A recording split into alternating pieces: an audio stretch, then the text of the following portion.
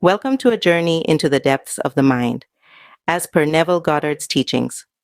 Picture a world where your imagination is not just a mental faculty, but a divine force uniquely shaping your world. Intriguing, isn't it? Goddard emphasizes that our imagination is the power, the God within us. He urges us to embrace this power, nurture it. He encourages us to visualize our desires, to feel them as if they are part of our world. This is the key to manifesting our desires into reality.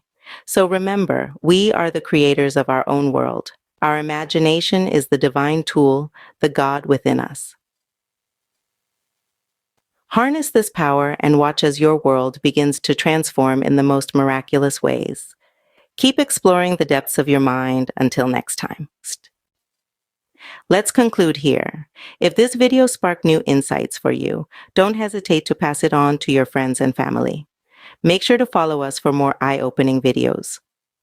The road towards self-discovery and transformation is just unveiling before you, and we're privileged to alongside you. Stay connected for more, and always remember, the power of your imagination molds your world. So don't hold back.